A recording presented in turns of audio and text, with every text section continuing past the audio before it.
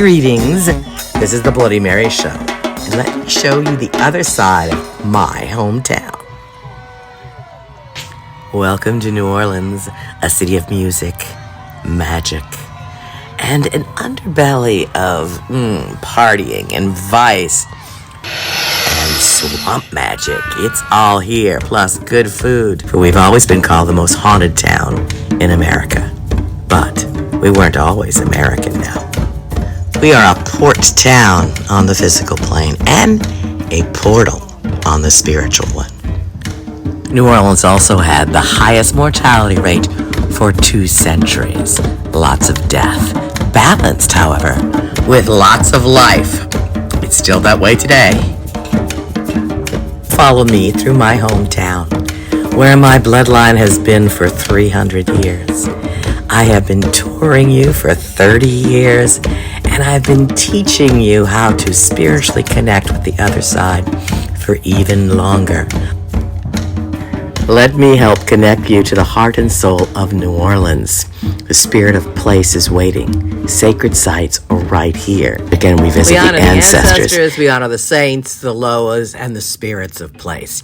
Today, I'm going to dig up an old class and redo it for St. Joseph's Day. This is to the earth spirits, and this weekend I'll be gathering together to make 3 different St. Joseph altars, which is very connected with voodoo. So our Sicilian brethren here in town brought the beautiful and edible, incredible altars from Sicily over here to New Orleans, and that blended in with all of our mysticism. So we got that going on, and we want you to join. The following weekend would be the Rara, which is coming from our Haitian connection, and it's connected here with Super Sunday and with the Mardi Gras Indian traditions, as well as St. Joseph's Day. Let's meet some of the Earth Loas. So the earth, there are many earth spirits in voodoo, in my haunted museum and voodoo temple in the French Quarter in New Orleans. And we are talking about some of the earth spirits, earth magic, the Earth Loas today. Greetings. So we are creatures of the earth, therefore that's our element that we really have to connect with and honor where we live, specifically where we live, the spirit of place and the earth of where you are. Also going to other sacred sites and places all over the world, bringing something from where you live to there and from there back to you. That is all part of it as well. I gathered a few things today. Some earth from Congo Square across the street. Across the street from where I am on Rampart in New Orleans was Congo Square, Congo Plains, now part of Louis Armstrong Park. It was the only free meeting place for the slaves in all of North America, where they did open voodoo rituals, dances, music, and set up market to sell things that they created, that they had, to earn money to buy their freedom. It was a microcosm of what was going on in Africa, and it was not matched anywhere else in the New World that we know of, and absolutely nowhere else in this country. It also became partially the birthplace of jazz and blues, but the marketplace is very important. It's important for you to know that in Africa, there were highly industrialized markets. It wasn't all tribal crazy life that anybody tends to think of. There were highly industrialized markets in which women were in charge of the marketplace there, and they were in charge of the marketplace here. We have a spirit in voodoo that we call Assan. She is the wife of Loco. Loco is the one that gives you the rattle, the Assan, when you become a priestess. Loco and Assan. This is the power within the herbs and the power of the marketplace. So that is good for you to know. And when I give offerings, I brought some. We will feed them, and I will go back and give more to them at the trees or where we got the earth from. But I wanted to collect a variety of different earths to do kind of an earthworks, so to speak, in voodoo in this session today, which you can do with some earth from where you're from later, or if you happen to have your mud nearby, bring her on in. So we're going to do a mud bath, so to speak. However, Assan and Loco. Assan is the first mambo, the first priestess, okay? And she's also in charge of the marketplace. She has palms and hearts of palms as offering. Color is white and metal is silver. Assan is very important if you're trying to bless, say, a market, a new business. Assan is definitely there. So we want to be part of Assan. She has a vase, and if I can see what happened to my chalk, I will make you a vase. It's not a chalk. Let's see. Things are hiding from me. Well, I have some brick chalk, but that would not be the right thing to make Assan's vase out of. It would be good for Granny Bo, but it would not be good for Assan since her colors are white. So I'm going to use white chalk. Her husband, Loco Assan, is syncretized with St. Joseph, and St. Joseph altars are very big in New Orleans. I was trying to see if you could see them. So I got little St. Joseph that's here at my side. I'm going to wrap some offerings in a banana leaf. It's a biodegradable kind of packet that we'll leave out as an offering. I have some different foods and some different things here and some different earths. And Assan, let's see, her veve is, you may say, like two V's. Hold on. There you go. To start with. And then we may have the horns on the edges. See how we do that? And then we'll put one down. Connect this together like a palm leaf.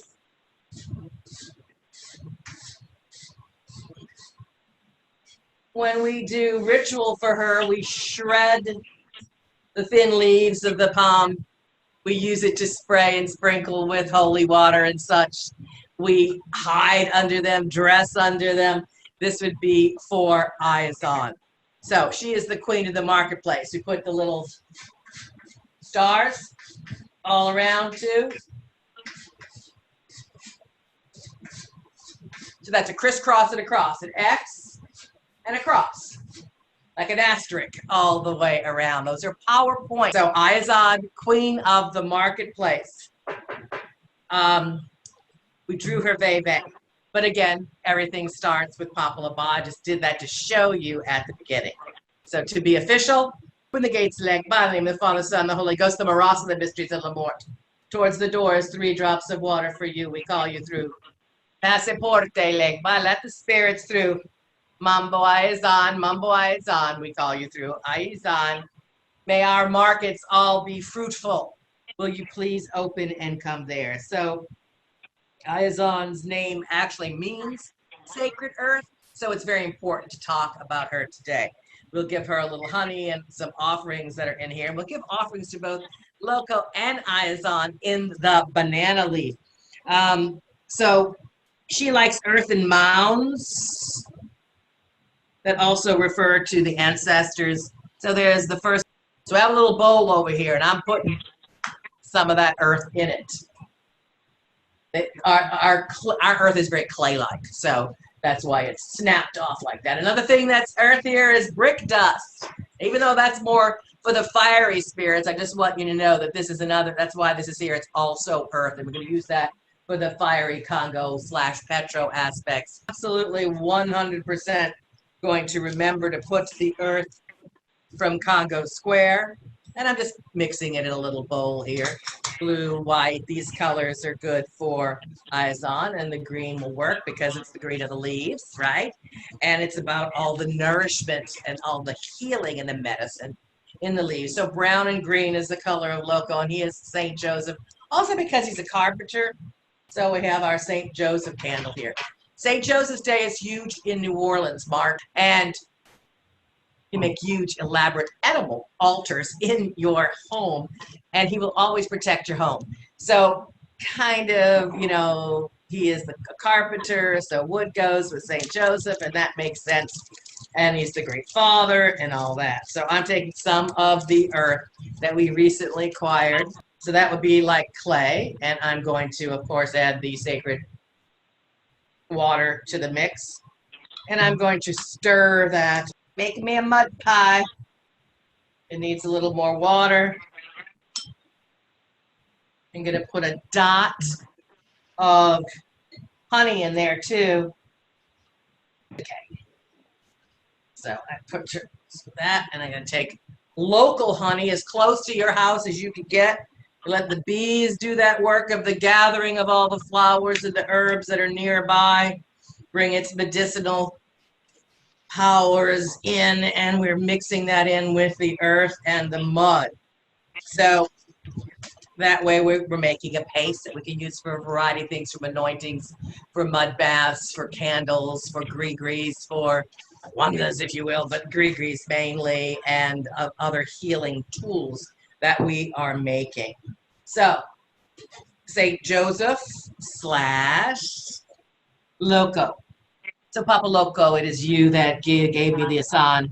When you gave to me, you told me to keep it in my heart. I have fallen, I have gotten up, it's still in my heart. I have fallen, I have gotten up, it's still in my heart. Sinners of this earth who use it as a dagger one day will be stabbed by it. You should use the power of your Assan for good. There's usually a dance, a fight, if you will, between the machete and the Assan, and kind of showing you that the Assan is more powerful as the one wielding the machete kneels down and kisses the hilt and succumbs to the power or the sacredness of the Mambo and the Ngan. Ngan is the name of the male priest, and of course that would be, Ngan would be Loco. Now, he'll give you the Assan. That's the highest level that you could get in Haitian voodoo, and it's awarding you an Assan. A bell is attached to a rattle, and it's not just a bell and a rattle. You could go buy a bell and a rattle. It's not going to be the same thing. It goes through all the initiations with you, and it's Assan, and well, it's mainly that of Loco, who's actually handing, giving, honoring this. So there's songs. There's some in Haitian voodoo, which I will send you, but I read you the translation of it. Sometimes it's hard to read the songs when you don't know what they mean, and it's, but Papa Loco, Sioki Banan Assan. So that is what we were just saying. And so you saw the Assan is over here. That is the Assan. Veve. Here's another version of it for you. Assan here, Loco here. And I drew some over here on a chalkboard of all of the male earth spirits that we're going to deal with after we do this. So as we open the way to the spirits that are here today, we would like to feed you. We'd like to give you something from the heart. The Assan is in our heart.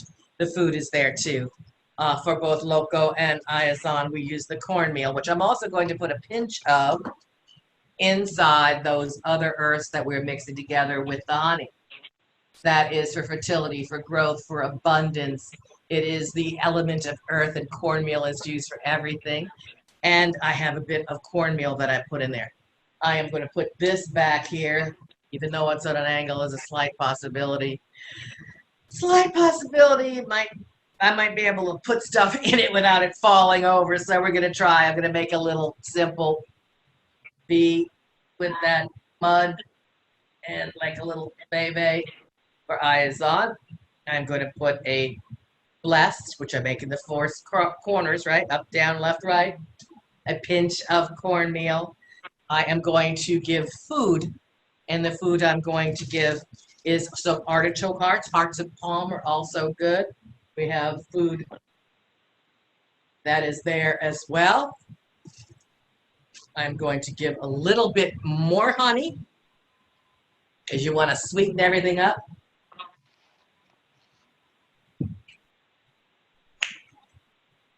A tiny, tiny bit of water, because I don't want to make a giant mess. Tiny bit of perfume.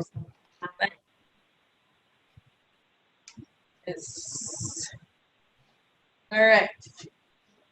And then we're going to offer it up, down, left, right, drop it, catch it, so it slips between the worlds. I'm going to fold a piece of that over, and it's starting to spill, and another piece of it into each other. Fold it back over like so. I'm going to fold down the leaf on top of it, so I actually have made it a square in there and fold it in front. And I'm going to take a little bit of this jute. I use hemp, I use jute, I use cotton. I use a lot of natural fibers, and I'm simply going to tie it, wrap it 3 times, and make a 3 knots, 3 wishes. Now I could slip a note in there or prayer if I had a particular thing that I was after, but this is just an offering so that the spirits know that we're still thinking about them, right? And to help feed them on all the jobs they have to do of all the fixing. So I just made a nice little biodegradable packet that I can go leave under the trees out of the altars, and I'll just put that over here for now. Put St. Joseph right on top of it. Or actually, I'm going to put St. Joseph upside down in that crawfish mud hole. Now, a lot of people don't understand that. They thought it was a punishment. I think that's the way some people look at it. But Marie Laveau and many others, when they were working with the spirit, and they put the spirit to work, he was upside down on his head while the working was going on. So I have a mini St. Joseph statue here. I have the candle, which is possibly going to be able to stay like that.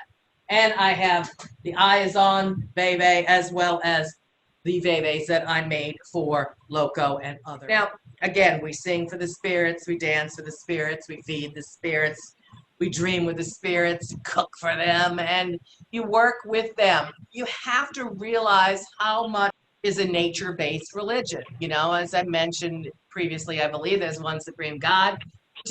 Intermediary deities, generally known as the mysteries, the Loas, the Voodoos with a little V, lots of little names to them.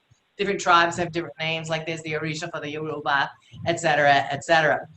So it's very nature-based. So there's the Loas, the exalted ancestors, and the nature spirits. In a way, you might say that they're attached and within and alive with the life and the spirits that are in the trees and the herbs and the waters, you know, so there is a life, an animated force, you might say. Then Loco is a very important one. He's like, you know, the director of all the powers of the actual, that make the herbs do what they're supposed to do to heal you. Very important to connect, because we want to heal community, self, world, everything. So Loco and Assan will then turn that into a viable working workplace, marketplace. So Earth from Congo Square is a very important thing on that. I'm going to take a little of that and put a little bit of dot on my third eye, and that's just a little bit of the mud. I'm going to save that mud, put it on an altar, and use it to dot gree-gree, certain dolls that have to do with the power of the herbs, and also leave it very near some of the herbs themselves. If I'm selling a bunch of herbs or using a bunch of herbs for whatever I'm making, whether it's a gree-gree bag or a tea for a healing or whatnot, you want the inside of that to be alive and awakened. Once or twice a year, and in the middle when we get reorders, of course, we have to heat up the herbs to awaken the spirit force that's in it. Remind it to, you know, sometimes it's dormant until we activate and direct it. And there are many different spirits that are in and around the herbs, not just one herb, one spirit, 3, 4 herbs in one spirit. Sometimes just one, sometimes just 2. And you want to activate them to get full use out of it so that it can give all the healing and share its spiritual properties as well as its physical healing properties with you. So we honor the spirits first. In this case, it's Loco and Assan. They are also the ones that make the priest and priestess, Imambo and the Hungan. And they are the Rara, or the cool spirits. And we use local ingredients to kind of activate them, for they would be inside there. Now, so anyway, we are here and we're talking about earth spirits, earth spells, and the Loas in Voodoo that give you the Assan, and more in Haitian Voodoo would be Loco and Assan. Now, that's your cool, that's your Rara. Those are those particular spirits. I'm going to, St. Joseph, I'm going to take him and We'll put him over here. As I said, my mother was a St. Joseph nun before she married my dad. So we went to the St. Joseph altars every year, and we always knew about the beauty of St. Joseph. It was mainly here and in Sicily that the huge and glorious edible altars that can sometimes be 2 and 3 stories tall are part of St. Joseph's Day. He will protect the home. And it's actually a way that I have used for years. It was told that, you want to keep evil spirits out of your house. St. Joseph will take care of that. Take care of that for you, too. So you make a St. Joseph altar every year. And then sometimes the food that's on the altar goes to the poor. Sometimes you sell the food, money goes to the poor. Churches have, it's a very beautiful, incredible altar decor that the food becomes the altar itself. Voodoo is big with that, and so is Catholicism, especially in Sicily and in here. We had the largest Sicilian immigration in the country, so there's a lot of old world Sicilian magic, strega and such, that mixed in with New Orleans voodoo and other European magic. Hi, Bloody Mary here. I'm at a fabulous St. Joseph altar, and the altars are edible. What do you do with all that food? Well, traditionally, you give it to the poor, but all the leftovers, well, you do what the Sicilians do. Feed it to the fishes. We also had the earliest and largest Irish immigration in the country. European magic in general, the French and beyond, added in on top of the African shamanism and the Native American Indian shamanism that was already here. And of course, Catholicism, both Roman Catholic and folk Catholic traditions are in New Orleans. You will find St. Joseph buried upside down in the yard doing something that you would do here for real estate agents when they want to sell a house. Now, what they don't tell you should pour a little food down in that hole before you put St. Joseph in there. And then when you sell the house, you go dig it back up and you take him with you, right? So you feed down in the earth. In fact, anytime that you're outside and you don't have the biodegradable access packet that we made with food for the spirits, you would dig a hole, put the offering of food in the hole, cover it back up so the spirits of the earth will be able to access it easiest. So dig a hole, bury the food, etc. So the Rara spirits. Cool spirits. The early Dahomey Congo, which in Haitian voodoo is called Petro, here in New Orleans voodoo is called Congo. The Congo derivative is a more fiery lot. We may use the brick dust for that instead of just chalk. And I have this is a little spatter. I made 3 other little vaves. I'm going to see if I can, I'm going to put you down here like that. Maybe not. This is Grambois. He's the Petro version of the fire that is in all of the herbs and the trees. Grambois actually means forest. His wife is Grand Ebo. And where is Grandy Bo? Why is not she there? She's not there. Well, I'll show her after. That's Granny Bo. This is Loco again. And over here is Zaka. That is his like tote that he carries with a machete and a variety of other implements to till the land. It is the time of the harvest now in the wheel of the year, so we must call upon Loco. So, I'm sorry, not with Loco and Kuzan, who is Zaka. So these are just 3 other earth elements that are Veves and Loas that I thought I would mention while we were here.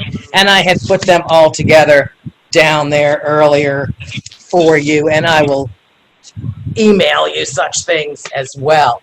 Since we didn't have time to make tons of Veves while we're here, make sure you can see Marie back there. All right. Now, Grand Ebo is the swamp witch. She is the power between herbs. She's an ancient one. So I'm going to have a sequin Veve flag for her that I could just put right up there. Let's see if can everybody see that? Yes. Yes. Stay. Grand Ebo. She is the wife of Grambois. Usually when you sing to Grambois, you're also calling upon her. She has a much more simplistic Veve that you can make it out of the brick dust or the cornmeal. And even though this is how it's supposed to be made, can you see that? It is like it's supposed to be a canary. It's a little bird.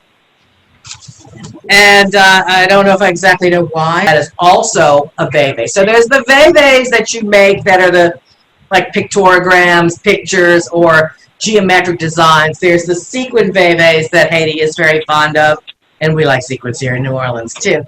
And that you could leave permanently over an area, and I have that here in the museum quite a lot. And we would call upon them. I am very much connected with Grandbois and Grand Ebo. New Orleans, as you all know, is a giant swamp, and swamp magic is at the core and at the root of it. But many areas in the world were once swamps and have that ancient chthonic energy, and she would keep all those mysteries and all of those secrets. So you would like to call upon Grandbois, Grand Ebo. Those are the more fiery versions, where Loco and Assan are definitely the more cool versions. And as far as the nation of Ibu, Grand Ebo, the nation or the family would have baskets of herbs and all their powers. You would definitely need to give an extra dose of fire to those to waken them up, and would give them offerings. So the power that's in the herbs, the power that's in the leaves, the power that's in the sticks, and I have bundles of sticks that are from many different trees, both here and in the Caribbean, that are used quite a lot in voodoo. We have the wood, we have the herbs, we have the earth, and we have the spirit that's within all of those. So I'm just going to give her some perfumes and spray some here and give some 4 or 5 different spirits. You would have Loco Assan, and you have Grandbois and Grand Ebo being the Congo, Petro, Ebo Nation spirits that we sing to. I walk through the forest and constantly sing.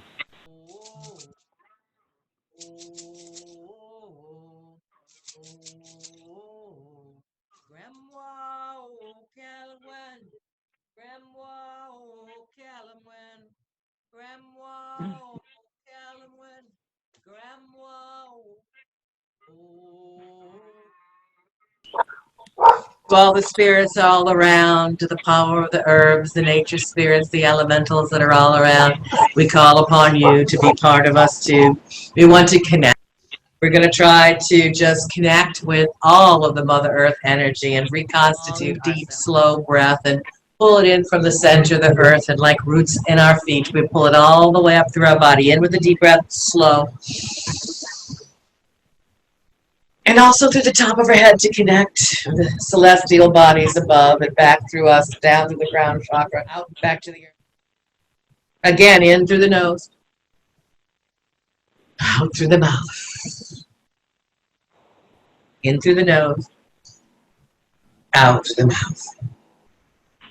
Now we are made of water, we are made of blood, we are made of iron, we are made of love, we are made of liquid, and all those things that pulse through our veins can sometimes get tainted. We need to cleanse it again. We're going to take that deep breath in and out. And those roots that grew out of our feet that connect us as above and so below, we're going to act like pipes, and we're going to whoosh out everything that is within us. Everything that is liquid and blood and anything that's not serving our highest good, we're going to leave behind. We're going to reconstitute, ask Mother Earth to cleanse us as well. So we're going to now visualize all that is our physical being whooshing through those roots, turning into pipes, going to the earth, the mantle, through the iron core to the center, where Mother Earth, Lady Gaia, and Grand Ebo are waiting evermore with their giant cauldron that is set aflame, and everything that is in us will go in our own pot again, and we push it all out. If it's stubborn, we may know that we have to push it through. More water to clear it through. All the way down. Some people mind, maybe it's me, maybe it's you, my left side's more sluggish. We've got to push it through and push it through, birth it out, if you might say. And now look. Look inside your cauldron as it's bubbling and everything that's in you is in there again. Look over the shoulders of Grandy Bow and Mother Earth, and we're stirring the pot and stirring the pot so anything that's wrong will float up on top. We're there, that's not serving our highest good. They scoop out the lumps, the problems, the fears that are there, the things that we cannot process, have to get out of there. We pour in some herbs and some salves and such so that it's smooth and liquidy, rich and full of love.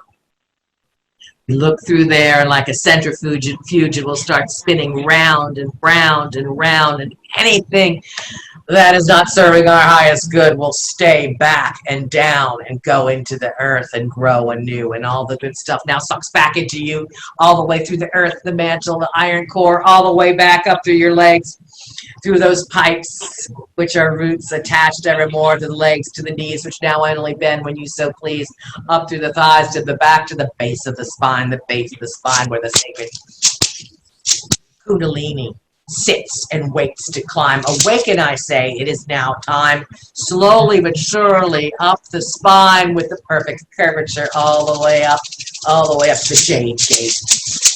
The back of your neck. Open this. This is where you're waving particle. This is you, that spirit that might need to be redone. This maybe need to be re-ironed. This goes up back to the heavens above, the celestial realm, where now any electrical parts that are fizzled out will be rewired and refixed again. And then as the angels are doing that for you, you're open, and it comes back to you, back to the jade gate, which slams shut. The four archangels guard evermore. You are protected and balanced once more, all the way to the crown chakra, which now spouts like Labaline the whale, a rainbow light of energy that will prevail. Breathe out. Shake around. We do carry a lot of our hurts, our pains, our disappointments, and our triumphs inside our body. Usually the ones that are not for the positive change, we hide and shame around, and it festers and hides behind little dark shadows, and it pops out at the most inconvenient times. Times like this, when there's global pandemics, when there's problems, when other things pop in our way. That's when all those little niggly things that are all hiding in your body that you so carefully tucked away come out and gang up on you. You must purge them, release them, cleanse them, rebirth them, get them out of your body so they don't cause any dis-ease or disease. For where they are, you might have, more of an ache, because we tuck things away where we should not. So we're going to process that. Hopefully we let it out. Each aspect of us that needs to be fixed differently, I ask for the assistance of both Grandy Bow and Mother Earth, who are kind of sort of the same. And we then bring it back up, fixed up. Sometimes these things might cause a little tiny bit of a nightmare, or ideas, or something that might pop out from a spiritual mental component of what we were hiding after we do such things. So I would suggest that a lot of you take a salt bath. Salt is still my big favorite. I got a whole bunch of salt, and there's earth salt, and there's sea salt, and there's all kinds of different salts from different areas that can do things. And you would always try to follow through in the physical plane what we do in guided meditation ritual journeys, because they are very real, but you've got to bring it back and manifest it in the now. The earth, we left some things down in the earth, we brought some things back from the earth, and we want to take, a cleansing bath and rid that away. If you could do your mud bath when you do a bath, add a little bit of the earth from your area, and you put it in the tub with you. That'll be part of your mud bath. You could, also put a dot in the center of your face, like I was saying there. Do go out and do these homeworks. I haven't assigned it officially and checked in on you, but I'll know anybody who wants to go to more advanced classes if they're doing that, making a little box of things that you're collecting for each of the Loas and the spirits, making your ancestral altar, whether it stays up permanently or whether it comes up and goes down. Gathering your earths. If you could get some earth from the house that you were born in, your native soil, just in case you become a vampire later, you will need your native soil. So gather your native soil. No, your birth house is very important. If you can't, hey, that's okay. But if you can, usually people are pretty nice. If you say, knock, knock, knock, I was born here, I need some dirt, you know, you go there. I also believe in collecting dirt from where your ancestors are buried, right? So you want to, that's for your ancestral altars. Earth from sacred sites of your hometown. Earth maybe from, let's say, a church that you were baptized in, a school that you were brought up in, favorite places in the world, like the favorite creek, forest, whatever it may be. Put them in little jars and label them.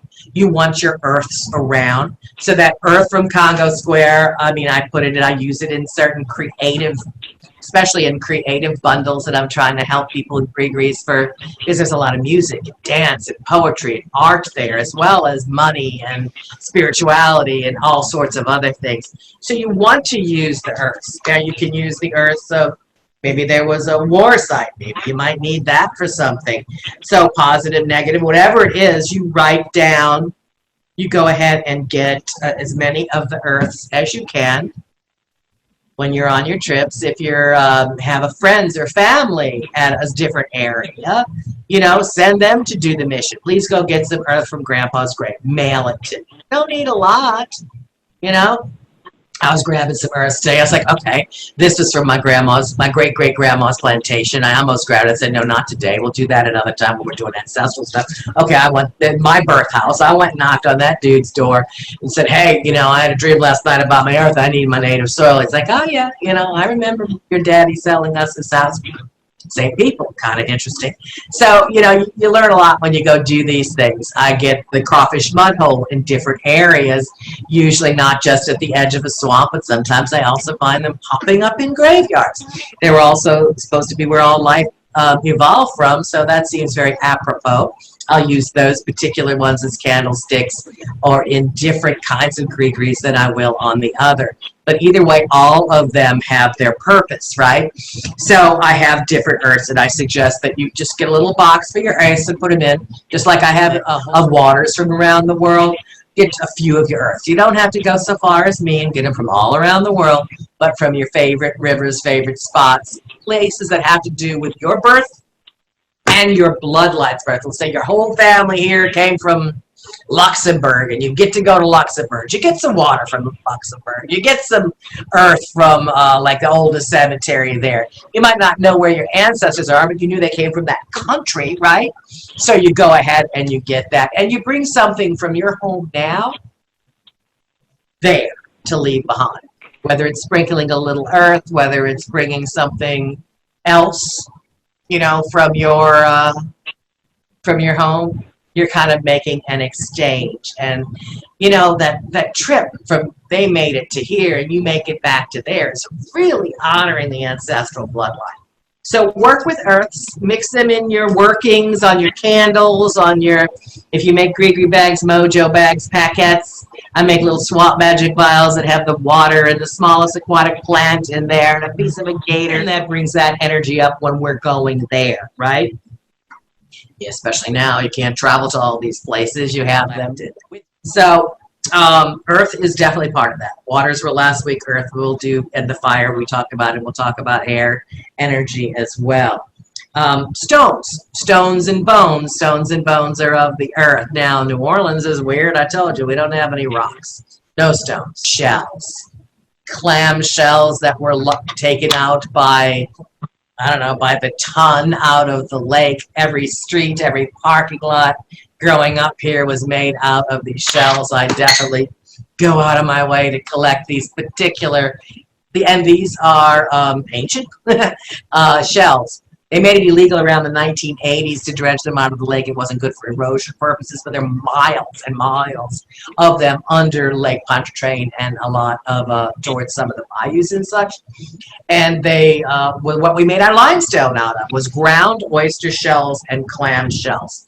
So without that, we use this to mix to make mortar for our bricks, as well as to put in some of the bricks. So I got oyster shells and clam shells, and sometimes we crunch those up. If you remember when I spoke to you about gree-grees, you're supposed to have animal, vegetable, and mineral matter. Many of you are used to using lots and lots of crystals, and many of them are natural, and where you're from, you should use those. They're not natural here. People actually came here and traded rocks for some of the things that we had that they didn't have.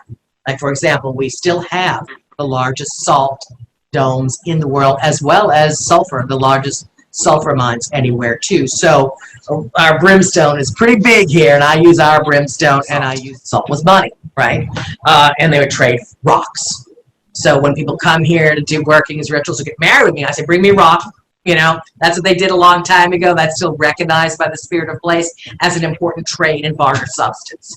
But if I'm making things from here about New Orleans, I use the rocks that were here, and oh my God, are these.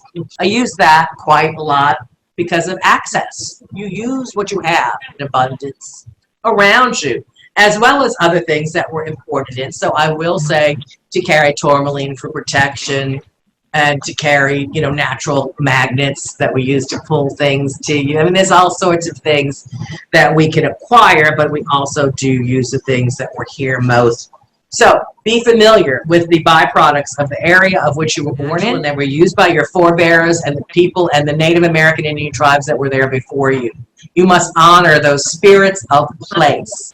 Spirits of place, the earth spirits, are the ones that are providing you a place to live, place to walk on, a place that you were born from. You need to respect and honor them. The waters that are there, we talked about last week with the earth that is there. And you go to those places, you feed them, and you really just kind of say hello.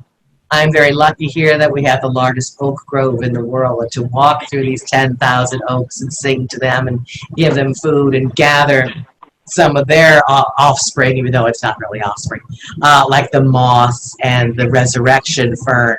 It's part of it's them for giving me things that sustain me. And I want to give them things that sustain them. Bake a cake.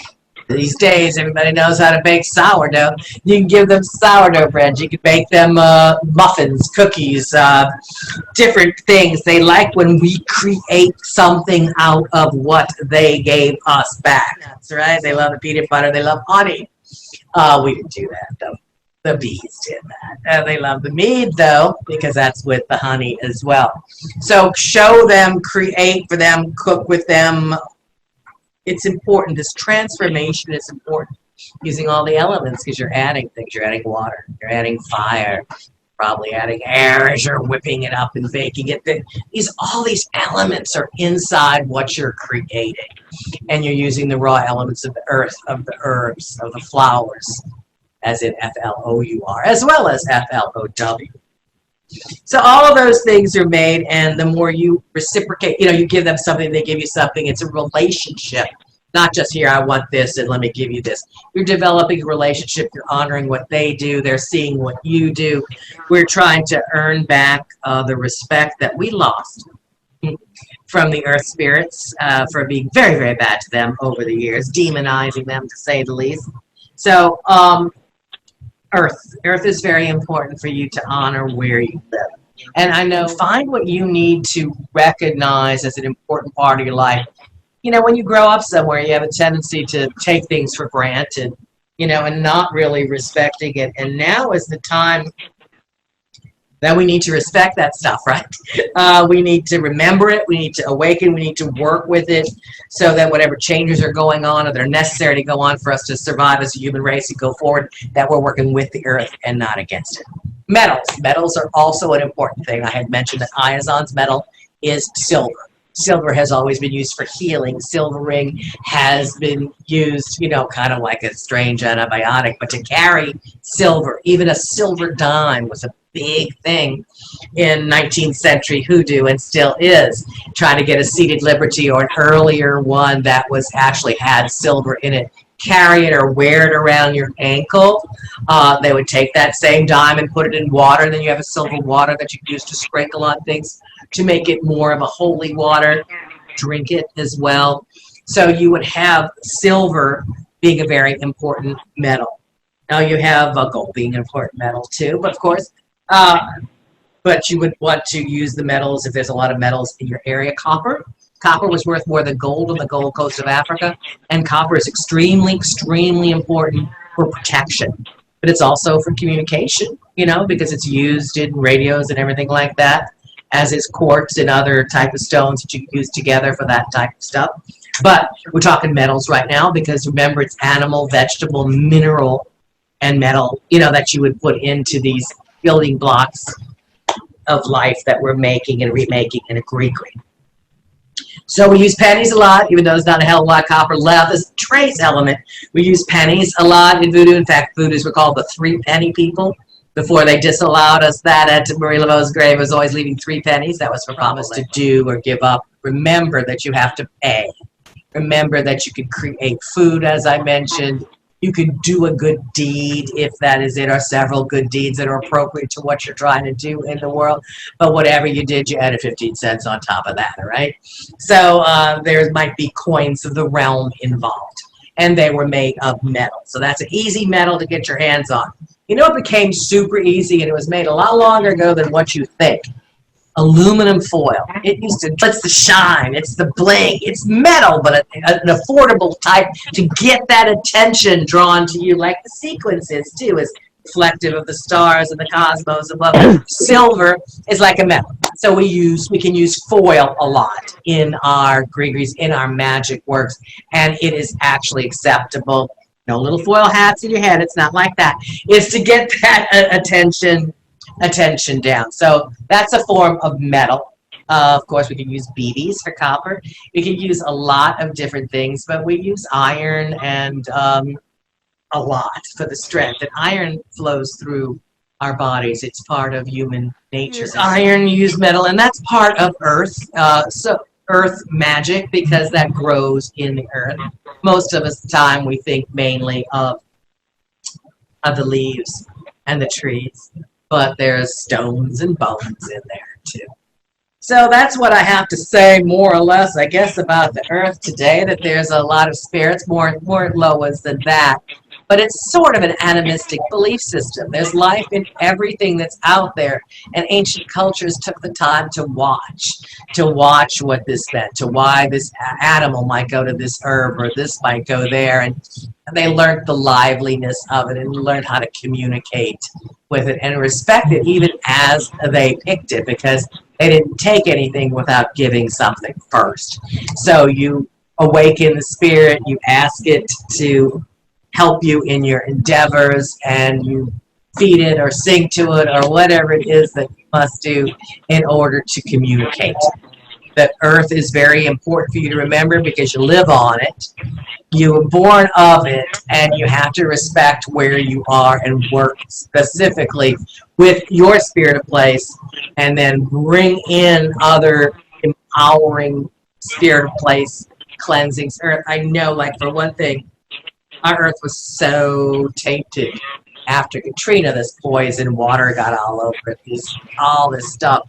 And one of the things that I really needed to do on the 1-year anniversary of that particular event was to mix the old earth with some new cleared, cleansed earth, which I had sent from all over, and awaken and cleanse what was there that was poisoned. Not with soap and water, but I used the energy of music and the energy of dance and the energy of this and that as we carry these packets of mixed earths around, exposing it to different things. Laughter is an extremely important healing element that I would go where there was laughter, and go where there was dance, and go where there was magic, and try to imbue it all in there and then pour it back at the places that were tainted at the levee break. So, you know, creating rituals with other people around the world and other places at the same time to get that energy in. And right now we all have to go to our own crossroads.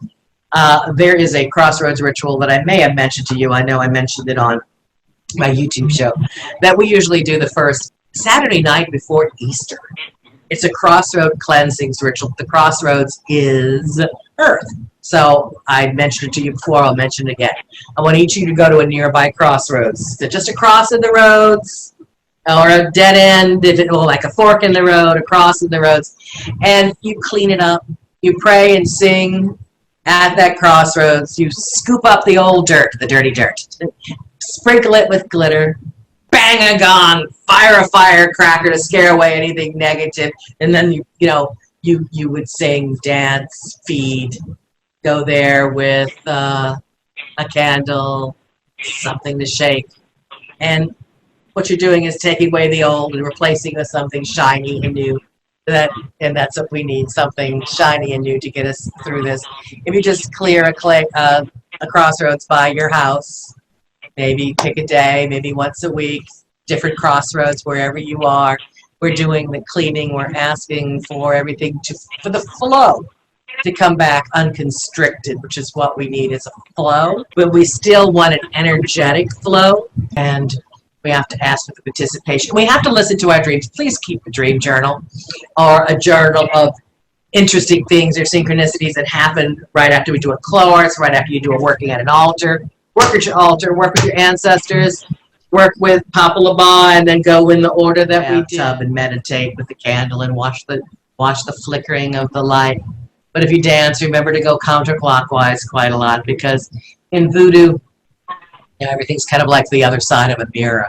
It's a mirror image, so you want to go left and you want to go counterclockwise, and you want to do the spin, and you want spirit elements to come in. You want an automatic right, you want to remember your dreams, you want to cook for the spirits, and you want to connect around the world. And I say that you have to work with Earth because you're on the Earth and made of Earth. So we open the gates. We're going to leave them open now so that you do it. So you pick a day that would be good for you. We usually do it at dusk or at night, though. We do wait till the nighttime to do it. So basically, going to a place, we usually have a candle and a jar of water, and we do the four corners. We spin, we put a little water, we orient the candle, we sweep up the old dirt, we replace it with the little glitter, we make a loud noise, sing a song, go on to another crossroads. We do it as a procession. You don't have to do that. What I'm trying to get is a bunch of people doing it around the same time. So if you want to think all of you as Saturdays would be a good time, if we knew that Saturday before Easter. Connecting with the power of the crossroads in many areas, cleaning at the same time so it would be noticed more, you know? So let's just say Saturday, since it's always the Saturday before Easter for the big Rara, we could do little ones other times. Beans are very big to use in rituals. We use cow peas, which are black-eyed peas, and a Rava bean, which is that lucky bean of Jack's magic bean, at the St. Joseph rituals and for Loco, because that was the food and the sustenance that helped people survive when there was famine. So we always carry those or give those, keep in your wallet and in your freezer so you'd always have food. Spirit, you know? It's also your money and fertility, because we use cornmeal, right, to make our vase and all that. So corn is real big for spirit work, and soybean is kind of, and beans in general. Some of them are for healing, but they're also for money. Please pardon our mistakes, and we ask that you show us the way gently. We ask that you keep us, even though we may be nuisances sometimes upon your skin. Show us what we need to do. Help us work with you so that we can connect and heal each other. We open the gates with Papa Laba, and we're going to close the way today. In the name of the Father, Son, the Holy Ghost, the Maras, and the mysteries, and La Morte. This time we see you here in New Orleans and all around that we mention the cities that we're from. And next time in Guinea, Ashe. Aye, Bobo. Amen. Come along and do rituals with us, and hope you have subscribed to Bloody Mary New Orleans on YouTube, where I will do live investigations, ghost hunting, psychic services, seance with experts in the field surrounding me in 3 separate locations. Tell your friends. Join us in person when you're in New Orleans at the Haunted Museum. Go to BloodyMaryNewOrleans.com for information on all of our ghost hunting tours and beyond. Remember, when you come to New Orleans, to visit the Haunted Museum in the French Quarter and book your Bloody Mary tour before you get here, because we have small group events, seances, ghost hunts, but tours, including through the cities of the dead. Let me tour you through the heart and souls of my hometown.